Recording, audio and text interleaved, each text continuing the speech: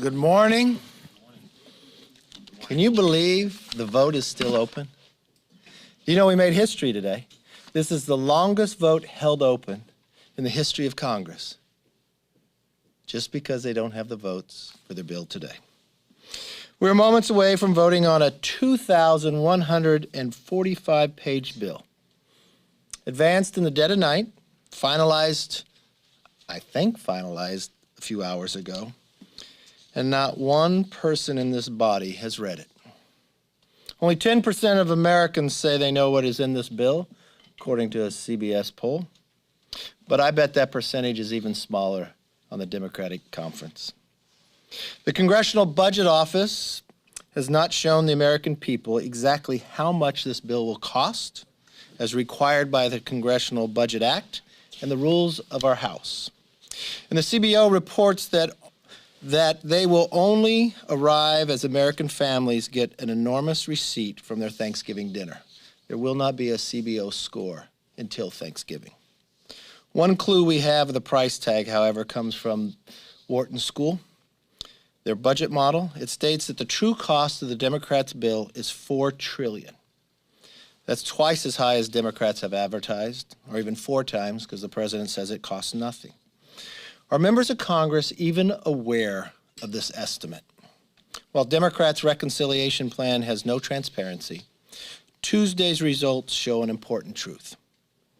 Voters from Virginia to Texas to Seattle to Minneapolis to New Jersey sent a mandate to their elected officials. Stop catering to the progressive left and work on solutions that will improve the lives of your constituents.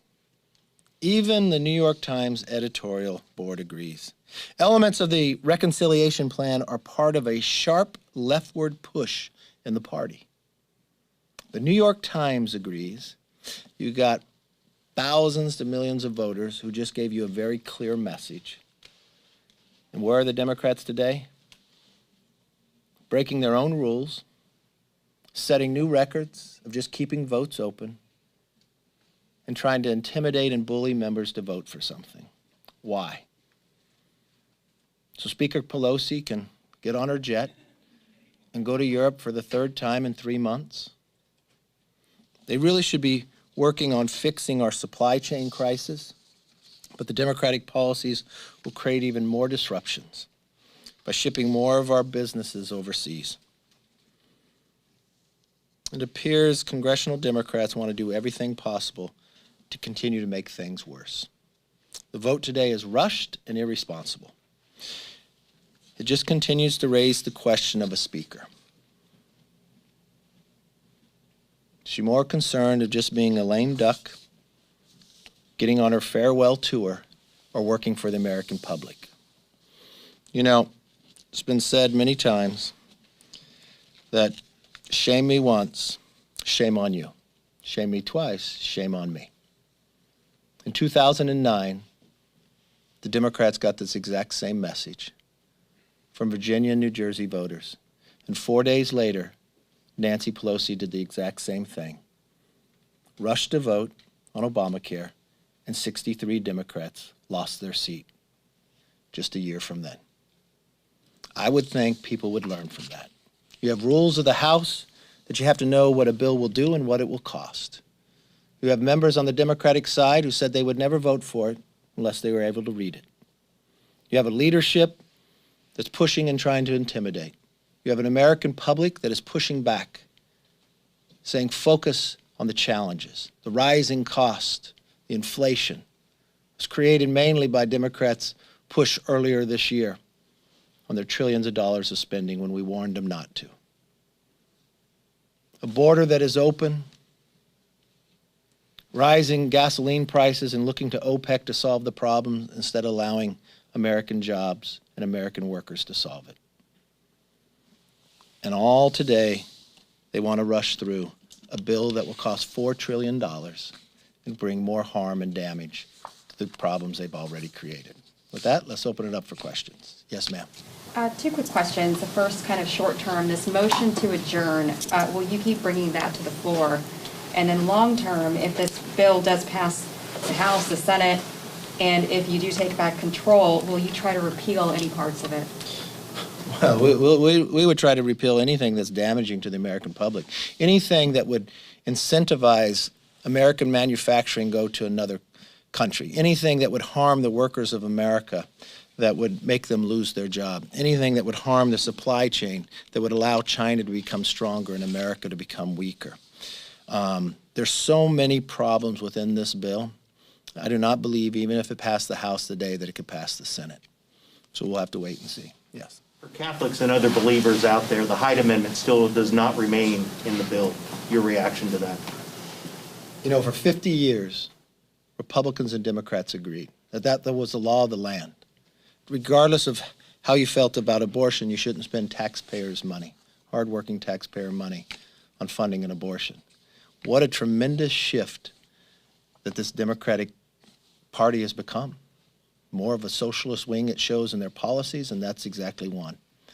I would be shocked if the number of Democrats who have always defended the Hyde Amendment, even the president himself, now to change their position really makes you wonder. Yes, ma'am. I'm not asking you about Trump. But will it be difficult for Republicans to campaign next year and for messaging against free preschool, child care assistance, elder care? Is it going to be more difficult for Republicans after this bill passes? Well, I never imagined anything's free. It has to be paid for. And what's interesting to me in the Democrats' plan for child care, they're saying the child care worker has to have a college degree. They're going to create, just like they did in the supply chain problem, you're going to have fewer child care opportunities out there. It was interesting when they asked Congressman Cartwright about this yesterday on television. He said, "Oh, I didn't read that part of the bill." It goes to the fundamental question here. Why would they push something through without even having a score on their own rules? I don't think it'll be hard for Republicans to campaign against this bill at all. The damage that is done, we warned them earlier when they took the majority not to take the path they were doing, and lo and behold, what's happened a year later. We have inflation like we haven't seen in years.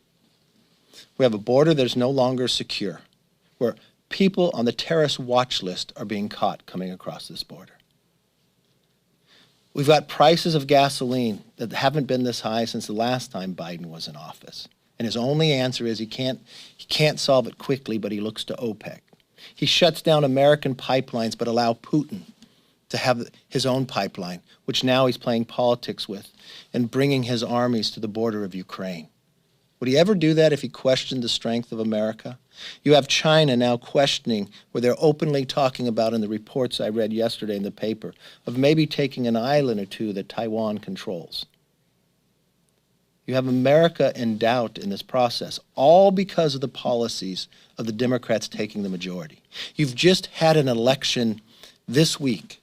It wasn't just about Virginia, New Jersey, Minneapolis, Seattle, Texas, a seat that Biden won by 13 points that's 73% Hispanic and a Republican just carried. It is no doubt Republicans will have no problem campaigning, but they won't be campaigning alone. Independents and Democrats will join with them in changing the direction of this nation, just like they did last Tuesday. Yes? Just curious, how many House Republicans will be able to campaign on the fact that they voted for the bipartisan infrastructure bill? I think it'd be very difficult for a Republican to campaign on that because it's viewed as one bill. It's what the Democrats are doing. If they bring it up today, they bring it up as one bill. Yes, sir. Thanks, Mr. Leader. You talked about lessons learned from the most recent races. Would you counsel some of your fellow Republicans in tough races to follow the Youngkin model of trying to keep the former president at a distance in maybe swing districts? And would you also counsel the former president that may be a good idea for him to distance in some of those competitive races? I don't see how the president distanced himself. He endorsed Youngkin in the primary. He did a telephone town hall for him to get the vote out, and we found that the vote got out big. You know, Democrat turnout was pretty close to the same. The Republican turnout is what was larger. I give a lot of credit to the campaign Youngkin ran. You know what he ran on? Policies. In the closing days, you know what he talked about? Making the DMV work. He talked about parents having a say in their kids' education. It was a great contrast to what the Democrats are doing. So it was a party more united and adding more people to it. In the last election, Speaker Pelosi bragged that they would win 15 seats. The pollsters said the Democrats would win 15 seats in the House. They got the number right, the party wrong. For the first time since 1994, not one Republican incumbent lost. And we beat the Democrats, and every single Democrat lost to a Republican woman or a Republican minority. We did that with President Trump on the ticket and with the help of President Trump. Just as new governor Glenn Youngkin will fight and help Republicans win the majority, so will President Trump. And I think at the same time, you're going to find the party expand. This is about addition, not subtraction. And what's driving more people to these policies is they're seeing the failed policies of what the Democrats have provided us. Every American is going to find out in a very short time period that their Thanksgiving is going to be the most expensive they've ever witnessed. Every week they find out when they go to the gas station how much more it costs because of these policies. And I think it's going to be an easy campaign for Republicans to bring more people to the party. Mr. Leader. Yes. Mr. Leader, thanks. I'm wondering what you make of the idea in the current Democratic draft of a parole system for some undocumented immigrants, where there would not be a path to citizenship, but there could be a 5-year or whatever year parole. Is that a solution you would consider, given, obviously, there'd be a lot of discussion about the details? Why would you ever do an immigration bill in reconciliation when you know the Senate parliamentarian told you it's not? Because you're trying to buy off votes. I'm one who believes the immigration system in America is broken. So why don't we have an immigration bill based just upon immigration reform? And why wouldn't we first accord? But outside of reconciliation, just as a concept, a status that wouldn't be a path to citizenship. Oh, I've talked about that before. That's if somebody has come here under the age of 18 and has come here illegally, about working towards a path towards legal status, not to citizenship. But you would never do legislation like that inside reconciliation. What's happening is, throughout the night, Speaker Pelosi is trying to buy off 3 or 4 votes. What's it today? What's it the next day? And poor Josh, that guy's been promised so much. I mean, I feel sorry for the guy. I mean, I don't know how many signed on the letter that he would never vote for a reconciliation bill until the BIF was passed. Well, he voted for a reconciliation bill to start. He deemed it, not even to debate it. She won bigger. And then every time she pulls that football out from under him, we're going to vote on it this week. I don't know how many bottles of champagne we have sent him, but I feel bad for that poor guy. But if she can do that time and again with groups of 3 and 4, to promise you something and then you vote for it. But what she's doing to the American public right now is she's trying to pull the wool over your eyes. The rules of the House is the Congressional Budget Office has to tell you how much it costs.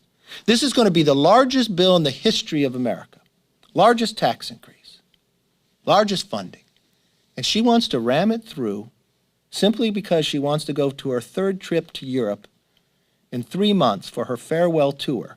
I don't know how many more countries she can hit. And not allow the American public to even know what's in this bill, let alone those who vote for it? Why does she think she can do it? Because she did it the last time they lost the majority. Yes, sir. Mr. Leader, you talked about high inflation, high gas prices, and I did fill my tank up this morning, and gas was a little bit higher, but I wanted to ask you about... A little bit higher than what, last week? Higher than last year. Okay, Yeah. Higher than last year. How much did you spend? It was $3.46, I believe. Come to California. You know what you spend out there? You're almost $5 a gallon. My question is, what did you make of this morning's unemployment numbers, the job numbers? More than 500,000 jobs created in the month of October. Is that a good sign for the Biden economy? That's great for America. Well, to the Bidens, I don't know. They've been utilizing their poor job numbers to say why they need Build Back Better. So if this was the case today, why would you need the bill? Yes, ma'am. Paid family leave, I know that's something Ivanka Trump has advocated for, some Republicans have been supportive of. If it does get stripped out of the Build Back Better framework, is that something that Republicans would be willing to negotiate as a standalone? Look, I think the very first thing that has to happen is reconciliation has to fail. What Republicans want to be able to do is make sure people can have daycare and have it in a manner that it works well. You look at the child tax credit, Republicans did put it within their bill. But one thing that the Democrats do fundamentally different, and this is what's harmed a lot, just like when they would take unemployment that Republicans support, but then they would add another $15 an hour beyond what your state did to encourage people to stay home, not go back to work. In their plan, they take away the work requirement. In their plan, they expand it where 90% of all Americans actually can attain it. So you can get a check every single day. And in their latest plan, if I'm correct, they don't require any Social Security number. So what they're doing is American hard-earned working taxpayer money would pay for people who are non-Americans as well. So it'd create many problems and incentivize many problems throughout. And I think it'd be a long way before we negotiate. Yes, sir. Sir, you talked about how what's going on raises questions about Speaker Pelosi. What does it say about President Biden's agenda? What do you mean? I don't understand your question. You've been saying that whatever is going on at the moment reflects on Speaker Pelosi and her, no, it reflects on all her the legacy. Democrats. What does it say about President Biden's agenda here with this bill that Oh, Democrats it's a failed policy. Let's walk through. I appreciate the question. So let's walk through. What does it say about President Biden's policies? Okay. Well, let's first look at his foreign policy in Afghanistan. He lied to the Americans who were there that they could come down. He wouldn't return the phone calls to our foreign allies who had their own troops and citizens there because America had been attacked 20 years prior. He would tell us to come to the airport, the Americans who were there, and his own administration 30 minutes later said, no, it's not safe. The Bagram air base that he closed down had a prison on there where ISIS-K was. The suicide bomber that killed those 13 American servicemen and women came from that prison, from being opened up. He told us that there was only a few Americans left. Now we find out, no, there's hundreds of Americans still there. That's failed. He told us that he was going to secure the border. We now that it's not more than 1.4 million people in countermeasures illegal coming across. He told us when the public finally was able to see the hundreds of people sitting underneath a highway that he was going to send them back. We found that he lied to the American in the dead of night, would ship people around the country. Not one of them being tested for COVID in a time that he's asking the rest of Americans. He says in his policies as well that if you're here and you're illegally, that you cannot, law enforcement cannot come and arrest you in certain places inside America. But Americans can still be arrested in those places. He told us that Americans cannot have a pipeline that would produce 1 million jobs and environmentally sound to be able to move our gas and our oil in a more environmentally friendly way down to be produced in Texas. He lied to and broke a treaty with Canada, and it also hurt Mexico within our region, but it hurt American jobs. But he allowed Putin to produce a new pipeline inside Europe, which Putin is now using it for the exact same reason to have influence inside Europe and building troops along the Ukraine border.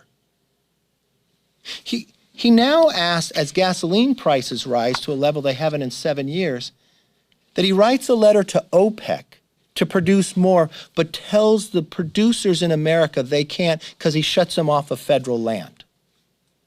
When parents come before the school board meetings, because with COVID, they can now see on Zoom what's being taught in their schools, and they want to know what's being taught to their children, he asked the Attorney General to go and investigate the parents. Every element of his philosophy and policy has been a failure. And it's not my opinion. It's the opinion of the millions of people who just voted last Tuesday to send him a very clear message. But Nancy Pelosi and President Biden are tied together because 2 times he's come down to these chambers and asked people to vote for those failed policies. He has his members who work for him in the administration down here trying to influence. He has his administration, his cabinet members calling, trying to influence Democrats to vote for it, even though they don't have a score on what it costs or what it would do to this country. So yes, I have a long opinion, but it's not just my opinion. And it's not just in America, it's around the world. So we're trying to change the course. We're trying to build back that America could actually have jobs in America and not put a tax code that punishes people. You know, if they are successful in this, just their global minimal tax will make it more competitive to move your business overseas. When we were able to change the tax code last time, you had no inversions. You had people moving their businesses from overseas here.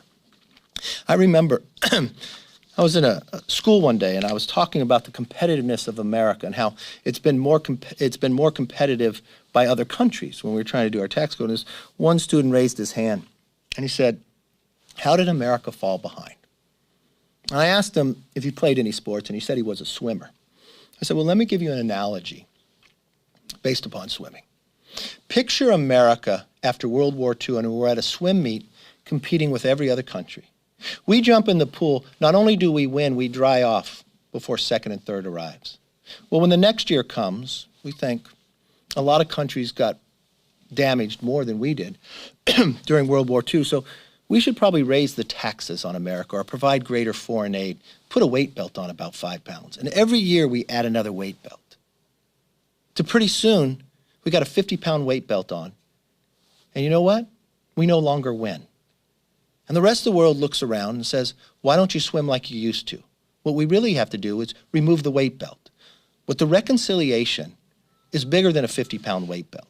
Not only will it make us not win, it'll make us sink. It will enhance other countries' ability to be more competitive than America.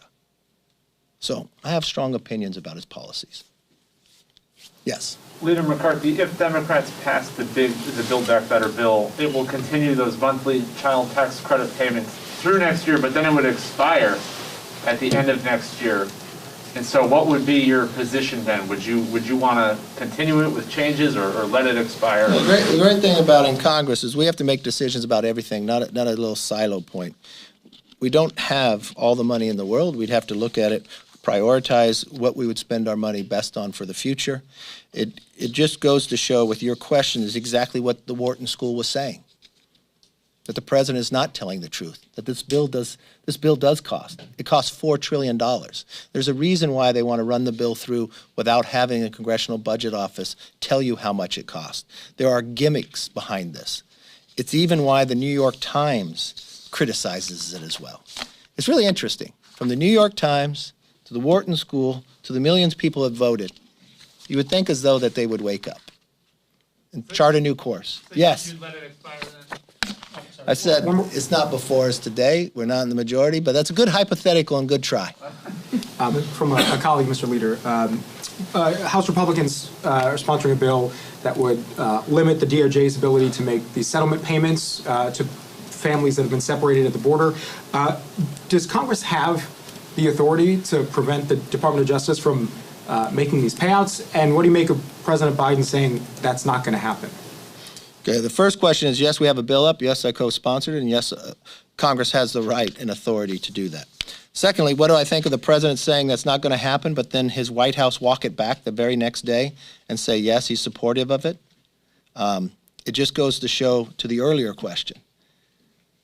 Many times President Biden tells us one thing that doesn't seem to be truthful with his own administration taking action for another. The only thing that will happen if that is the case, it'll give greater incentive to more ability of people coming across here illegally. It'll do a greater incentive to Americans to question what is going on in this administration. And one of my biggest fears, and I brought this point to you many times, and I think you should ask this question because they're not providing the information anymore. Why would 2 people on the terrorist watch list from Yemen, and you cover from California, why would they come in illegally from Mexico to California on different days? Who are they talking to? What do they have planned, and why are they here? There are other people that I'm told that have been caught, don't know, but they won't provide us the information on the terrorist watch list. More than 160 countries people come from. You just had the mishap in Afghanistan. We had more than 5,000 prisoners of some of the worst people get out. We've watched what their actions have been just in a few days where they killed 13 American men and women, soldiers. My question is, if you keep a border unsecure, you're making America unsecure. Yes, ma'am. Republicans just filed another motion to adjourn just now. Is that going to keep going on? Republicans will use every tool in our toolbox to try to save America, to try to stop the reconciliation bill. So there'll be many things we do. Yes, ma'am. Let me say a quick one. Some of your members and many Democrats are planning to go to Scotland for the climate summit. I'm wondering where you are right now on the idea of the kind of central idea of that summit, which is about keeping temperature increased to 1.5 degrees or less on the planet. Do you think that's the correct goal? And how do you think that can be achieved if so? Well, the one thing I know, I'm not a scientist, but the one thing I know, you're never going to reach there if you don't have China and Russia there as well, and you allow them to continue to produce. So I think hydrocarbons are going to be here for quite some time. You've got to have a bridge across. I think natural gas is very clean. I think what President Biden's doing about raising the price in America, make us pay more but still buy it from somewhere else. I think American has the ability, especially when it comes to natural gas.